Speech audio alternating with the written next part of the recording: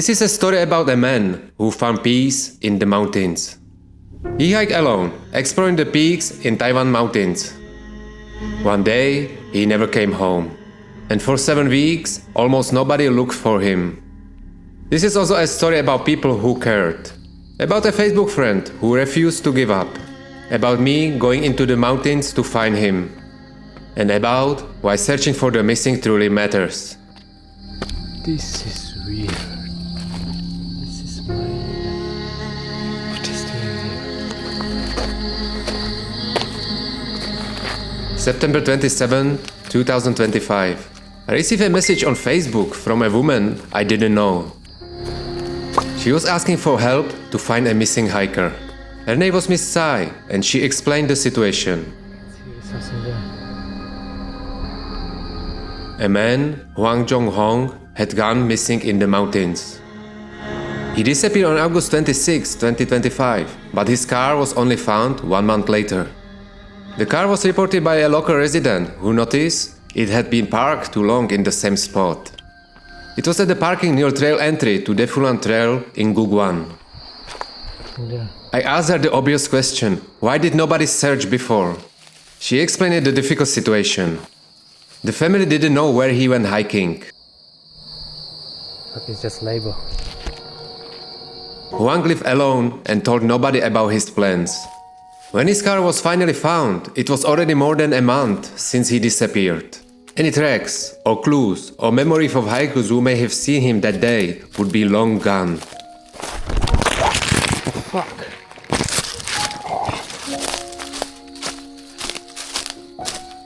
To find someone in the mountains, you must first understand who they are and how they think.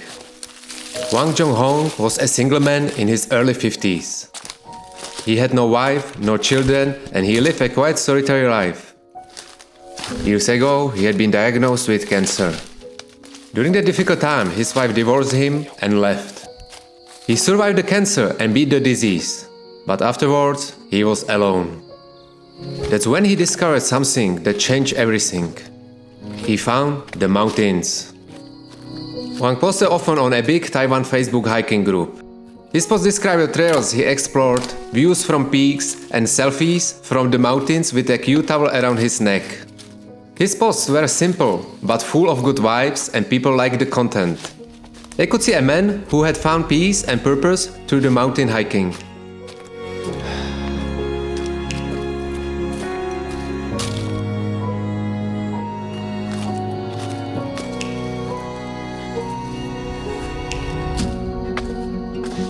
The family was understandably worried about the situation.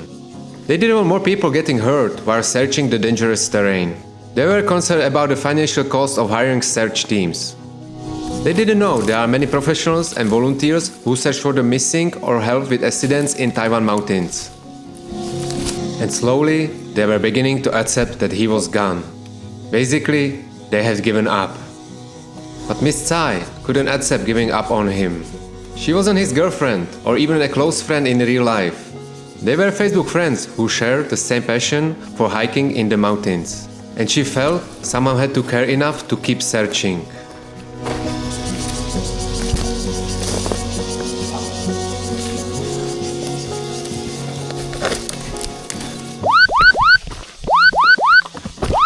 Wow.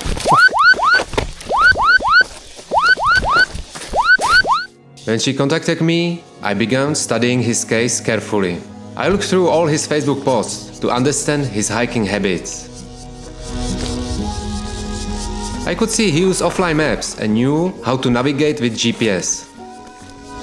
He hiked carefully and always started early, never planning overnight trips. He wasn't a reckless hiker.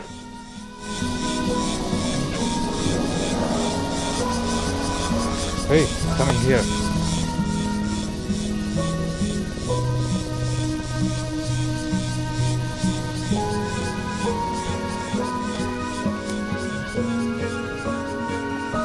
October 2nd, 2025. The family had not hired or even asked me to search, they had basically given up. I was also busy with our event preparation and with another search for a missing senior near Puli.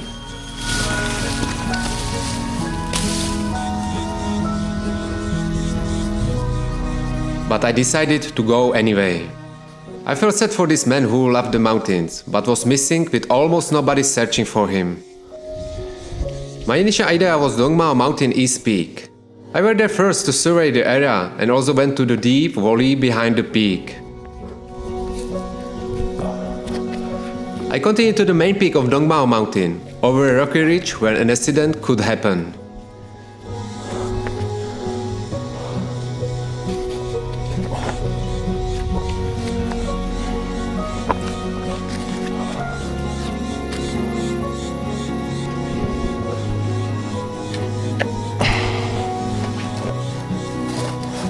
I looked for any signs of someone falling from the trail or any suspicious odor.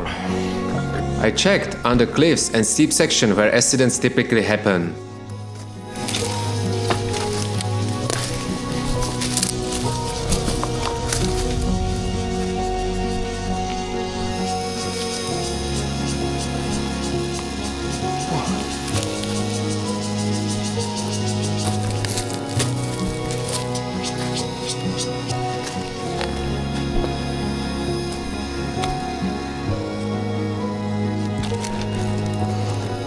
The problem was clear. The search area was simply too huge.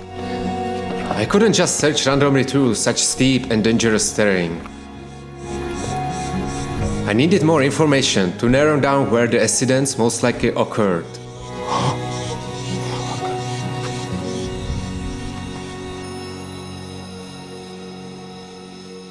I went through my drone over the landslide areas to get a better view.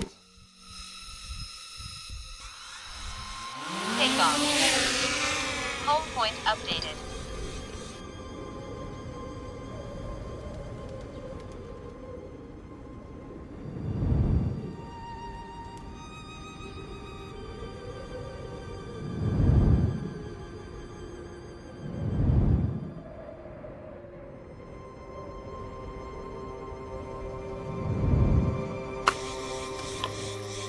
When searching for missing people, I also need to consider a difficult topic: suicide.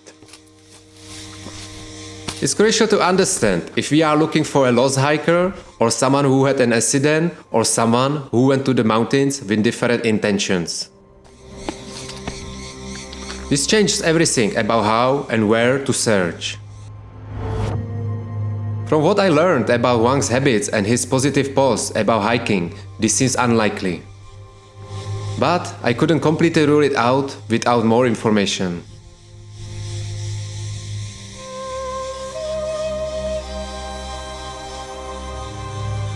Then came an important breakthrough. Miss Tsai and her brother managed to access Huang's Google account.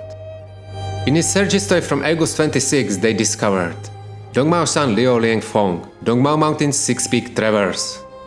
This detail told me everything I needed to know about his intentions that day. He didn't just want to hike the main trail to Dongmao Mountain. He wanted to visit all peaks, the less common directions. And it meant he went there to hike, not for other reasons.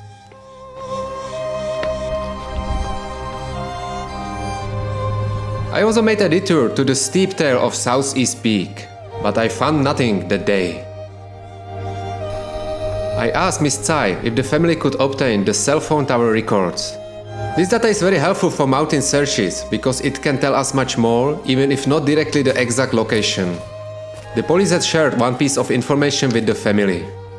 The last cell signal was on August 30 at 12:11 p.m.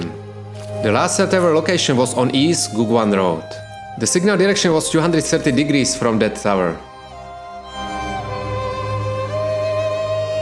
But I needed more than just the last signal. I needed the full timeline of tower connection through the day. When did Huang arrive at the trailhead? When did his phone signal stop moving between towers? You see, if the cell signals connects to the same tower for many hours without moving, it tells us something critical. It means an accident has already happened. The phone is still turned on and transmitting, but the person carrying it can no longer move. Unfortunately, only the last tower connection was known by this point. For me to do a proper analysis, I would need to see the whole day's data, which together with his potential hiking plan would help narrow the search area significantly. But the case was already old, and these detailed records were not available anymore. After my first search day, the family finally decided to take action. Wang's father wanted to hire me to help find his son. They wanted him found and brought home. Based on all information I gathered, I identified 3 main hot zones to focus the search. Zone 1, the ridge area near the full and famous tree. Home point updated. Some hikers reported an unusual smell in this area a few weeks after Huang disappeared. I had been in this area of my first search day, but I hadn't gone deep enough. Zone 2, the Baisonghe mountain area near the parking space. There is a trail mark on maps, but in reality there is not any trail and only steep and dangerous slope. The terrain here was bad enough that a fall could easily be fatal. Zone 3, the east side of the trail leading to Dongbao East Peak. This area had very steep slopes on both sides of the ridge trail. The area where only experienced hikers will go when visiting less common peaks. By this time, other SAR volunteers were planning a search during the next weekend. October 11th, 2025. Day 47 since Huang disappeared. I woke up very early that morning and drove from Puli. I had limited time to search because we have appointments scheduled that afternoon. I only have about 5 to 6 hours total, so I needed to search fast and efficiently. Right after arriving, I went first to Zone 2, the bad terrain under Baisonghe mountain. I have strong faith, though I am not particularly religious. Sometimes I go to church with my wife and kids. In past searches where I found missing hikers, I felt like some higher power was guiding me. That morning, as I prepared to search the dangerous terrain, I prayed silently in my heart. Please help me find this man today. I searched through the very steep and broken terrain but found nothing. Then I went up to Zone 1, the ridge near the famous tree. What? Trees already bent? I went deeper into the valley under this ridge from both sides. While we were searching for Huang, I kept thinking about what could have prevented this tragedy. If you hike in Taiwan's mountains, please learn from this case and remember these important safety principles. Always start your hike early in the morning. This gives you plenty of daylight to complete your hike. It also gives you buffer time if something goes wrong or takes longer than expected. Huang always followed this rule. He never starts late. Tell someone your specific hiking plan. Always let a family member or friend know exactly which mountains you are climbing and which trail you are taking. Tell them when you expect to return.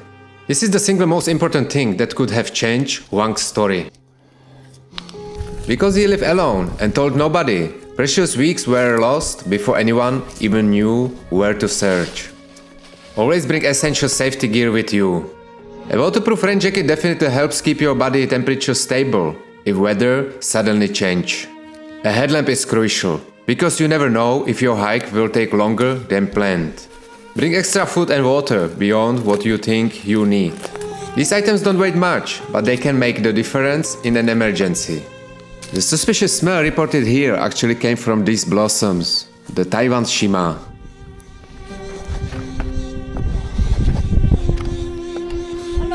Hello. Take off. Home point. Use offline maps and know how to navigate. Huang did use offline maps and was good at navigation. But even the best navigation skill cannot prevent every accident. A fall, a slip on wet rocks, or some injury, this can happen to anyone. If you do have an accident, try to stay in place. Hikers should take care of themselves and wait for a rescue to arrive. Sometimes this means staying in place overnight until help comes.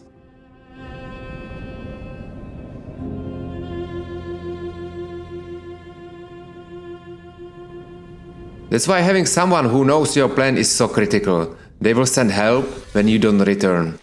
I flew my drone along the ridge to survey from above. Still nothing conclusive. Finally, I moved down to Zone 3.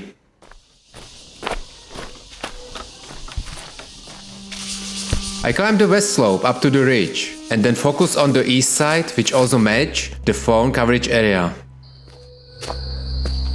The terrain under the ridge was absolutely terrible. Extremely steep slopes covered with unstable rocks and small creeks cutting through the hillside. This was dangerous without ropes, even for an experienced searcher.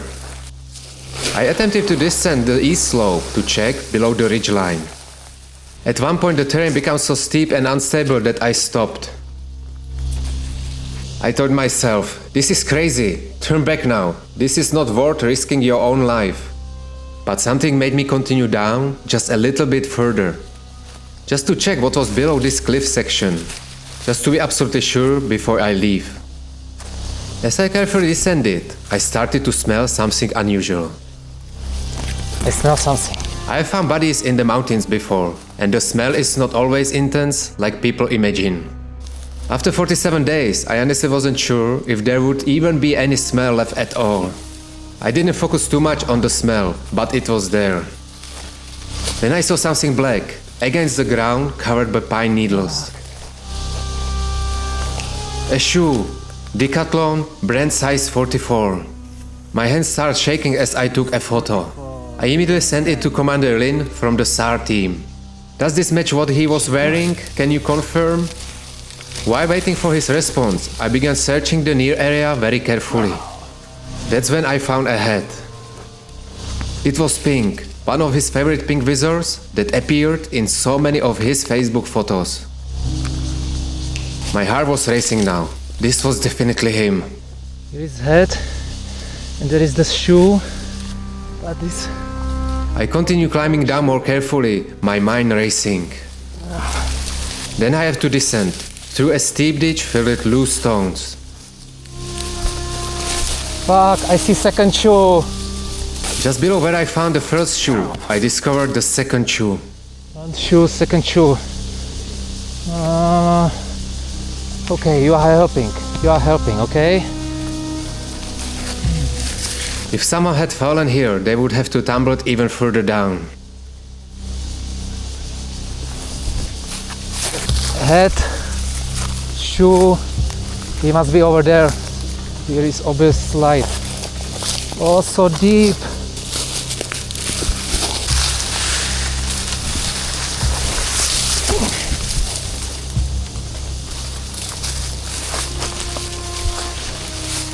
I pushed through the vegetation, even though it was difficult to reach. Through the dense bushes ahead, I could see colors that didn't belong in nature. Something orange, something blue. I have him. Over there is orange. When I got close enough, I could clearly see a piece of clothing. Sorry, but you are back. You will go to family, okay? And then I saw the skull. Oh my god. This is not... This was Huang. After 47 days exposed to mountain environment, there was almost no flesh remaining on his body. It must be terrible fall. The shoes are 20 meters there. The trail is 50 meters at least. Just bones and some dry, darkened skin. I stopped moving and just stood there for a moment. Do you have it with honor? Then I prayed again, this time out loud, my voice breaking the silence of the mountains. Rest in peace, Mr. Huang. You are found now. Thank you for letting me find you. In the name of Jesus Christ, amen. I immediately reported the exact location to the SAR commander. Huang's body was located approximately 80 meters below the ridge level. The slope was extremely steep, in some sections nearly vertical. I carefully worked my way along the slope, searching for any possible road. And how do we bring the SAR team back here to recover his body? Eventually I found an old abandoned trail that had been used for water pipes. Following this overgrown path, I managed to traverse out to the parking area. Commander Lin and some family members were already there, waiting for more details. Meanwhile, others came down and I led the team back up through the difficult terrain, helping them prepare a safe road out. Later, I examined the location more carefully. The fall didn't happen directly from the trail. Huang had missed a sharp turn and continued along the ridge, then fell from there. You will never know if this happened during the day or under stress when it was getting dark in the mountains. This reminds me why it's so important to carry a good headlamp and plan your road with easier sections at the end. I wasn't sure where his phone was, maybe in the bag or in his pocket or just nearby. But it explained why the cell tower signal never moved after the accident. When we finally reached his location, some brave SAR members put on their protective gear to handle the remains. They carefully and respectfully packed his remains into a body bag, then secure it to a SCAT rescue litter. Amen.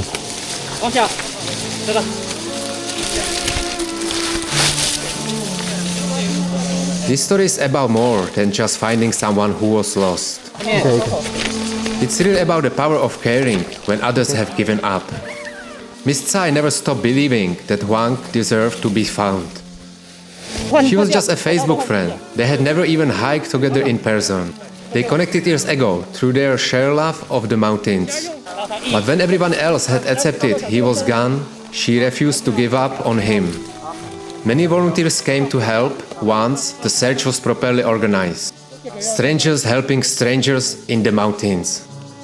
This is the spirit of Taiwan Mountain Rescue. People who care about bringing the missing home. When I think about Huang Hong, I feel deep sadness mixed with respect. Years ago, the cancer diagnosis and the divorce when he was at his lowest point left him alone. But Huang found something that saved him. He found peace through hiking in Taiwan's mountains. Sharing photos on Facebook, exploring new peaks, finding simple joy in nature. In the end, these mountains he loved also took his life. But I believe he died doing what made him happy. Huang Hong was found on October 11, 2025. 47 days after he disappeared into the mountains he loved. His body was recovered by the brave SAR team members and returned to his family. His elderly parents, his brothers with families could finally say goodbye properly. Even if you love the mountains, you should not stay there alone forever.